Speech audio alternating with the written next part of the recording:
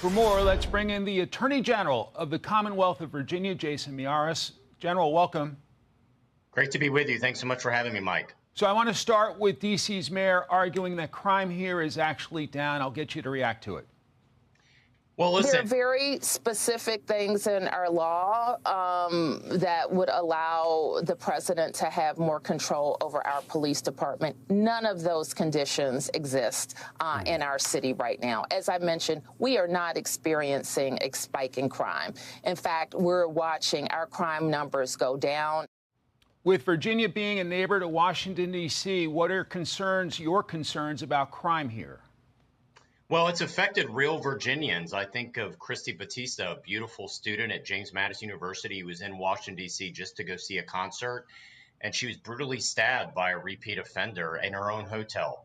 And the reality is the D.C. police chief, the former D.C. police chief, noted that the average arrest record for someone who was picked up on a murder charge in Washington, D.C. is 11 prior arrests.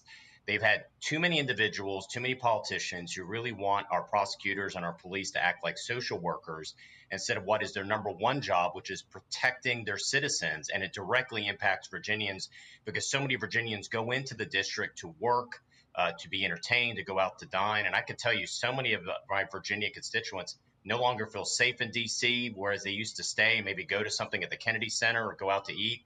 If they have to work in the district, they immediately cross the river back into Virginia as soon as they're done with their workday. So it has a real impact. And I don't think it's healthy for our nation's capital to be in such a state of lawlessness with so much crime that is occurring, because there's so many people that come to visit America. They go to our nation's capital. What do they see? They see rampant hopelessness. They see rampant lawlessness. It's not good for America, for our greatest cities, to be run in this way. U.S. Attorney Jeanine Pirro of Washington, D.C. has used the term coddled when referring to young offenders here in our nation's capital. Do you agree with that? And do you agree with these efforts to step up federal law enforcement presence on the streets of our nation's capital? Well, no question, because remember, this is the same D.C. council that voted to reduce penalties on carjacking, abolish almost all mandatory minimums, including drug dealers dealing heroin and fentanyl and violent assaults, which, by the way, Abigail Spanberger, when she was in Congress, sided with the D.C. City Council, even against Joe Biden, who said this was too extreme of a measure by the D.C. City Council. And listen, the proof is what it is. The numbers don't lie. An average of 11 prior arrests for somebody picked up on a murder charge. The reality is you have a small subset of repeat violent offenders that are on these streets that are committing so much mayhem, not just against D.C.'s residents, but also against Virginia commuters, Virginians that work. And so, yes, she's exactly right.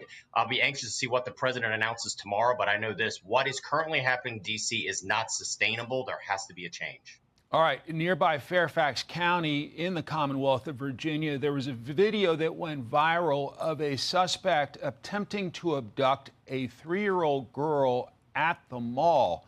Evidently, this guy was in custody 3 days earlier. Now, Governor Glenn Youngkin's asking you to investigate. Fairfax County Prosecutor Steve Descano, how alarmed are you by this video? It was heartbreaking. First of all, it's every parent's worst nightmare. This is an individual who had 43 prior charges that had been against them. He was given a cash bail on July 15th, 3 days later, which allowed him to just simply walk out of jail. And 3 days later, he's trying to abduct this child at a Fairfax mall. But the reality is Steve Descano epitomizes so much of what we've seen on the left right now, which is a criminal first, victim last mindset. He views himself not as a prosecutor. He views himself as a social worker. He really views criminal perpetrators as somehow defendants themselves, not really as defendants, but somehow they're also victims. They're victims of the so-called system. And so our job is to, seek the law and report the truth without fear. And as I've asked our investigators, you're to be fearless, you're to be deliberate. We're going to seek the truth. And what we've seen is systematic failures in Fairfax year after year of cases that have been mishandled, incompetence, but also dropped.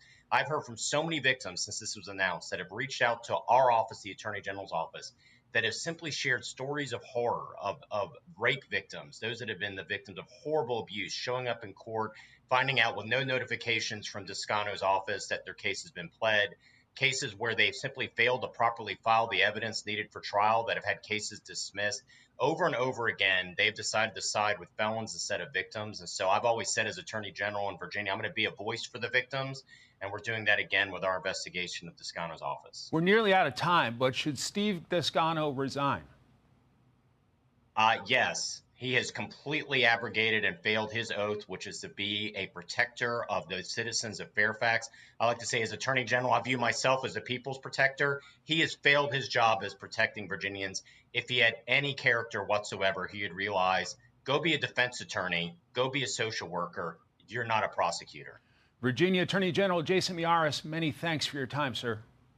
Thank you. With more on President Trump's efforts to address violent crime in the nation's capital, let's bring in former Assistant U.S. Attorney for Washington, D.C., Cully Stimson. Cully, welcome. So I want to start with a clip from the D.C. mayor, and I'll get you to react to her. We're going to keep talking to the president, working with his people on the issues that are high priority for him. Now, if the priority is to show force in an American city, we know he can do that here. But it won't be because there's a spike in crime. How do you assess the crime crisis in our nation's capital? It's real. It's been going on for a long time, and it's a policy choice. It's a dysfunctional system.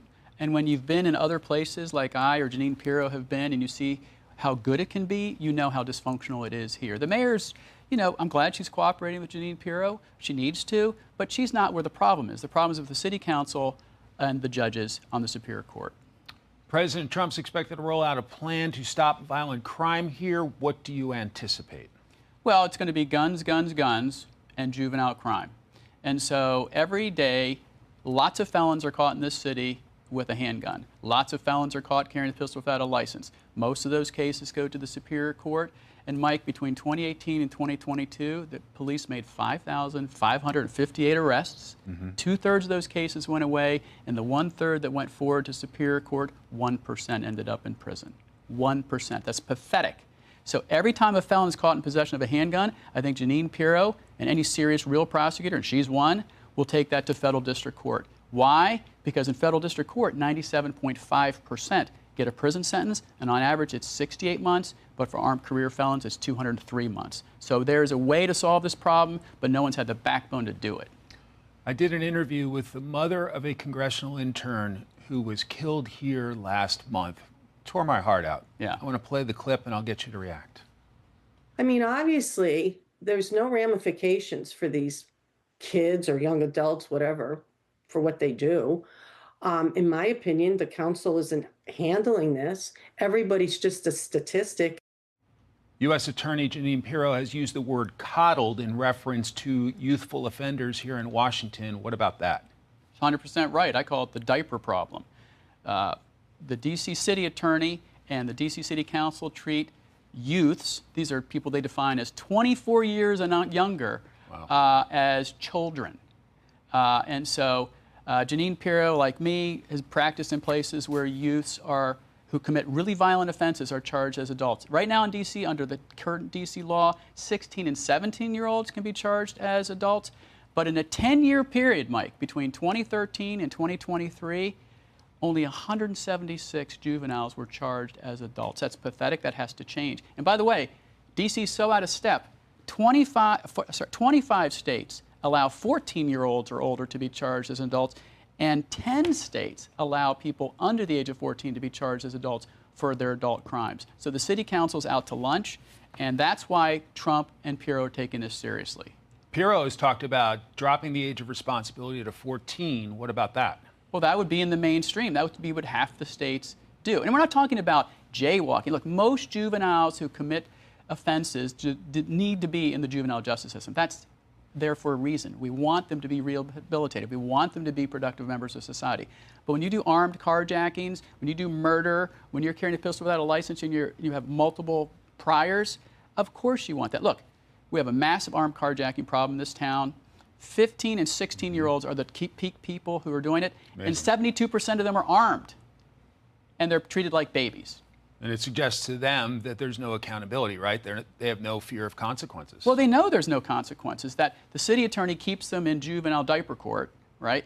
And the D.C. Superior Court judges give 1% of people who are carrying a pistol without a license prison sentence, and only 14% of felons in possession with a handgun a prison sentence. So D.C. Superior Court's a joke.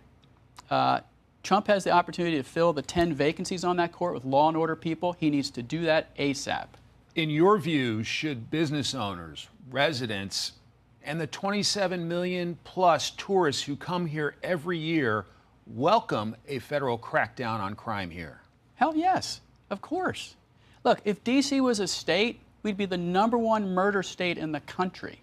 We're the 4th largest murder city in the country. This is entirely a policy choice. You can either treat criminals like criminals and hold them accountable and give them long periods of time in prison, or you can take the diaper approach and act like these are babies. And by the way, the D.C. City Council was so out to lunch, they passed a law, the D.C. Juvenile Rehabilitation Law, that treats 25-year-olds and under as essentially juveniles, and they get some sentence reduction. These are people whose lives are a third over. I mean, when you and I were 25 years old, we were men. We were doing stuff. We didn't need a diaper. And so Trump is 100% right. Finally, he's got, the stones to do something about it. And Piro's the real deal, because she's been in other places. She's going to reform that office, and we're going to see big changes. We will follow it all tomorrow. Big announcement from the president at the White House. Cully Stimson, thank you for breaking it down for us today. Thanks for having me. Click here to subscribe to the Fox News YouTube page to catch our hottest interviews and most compelling analysis. You won't get it anywhere else.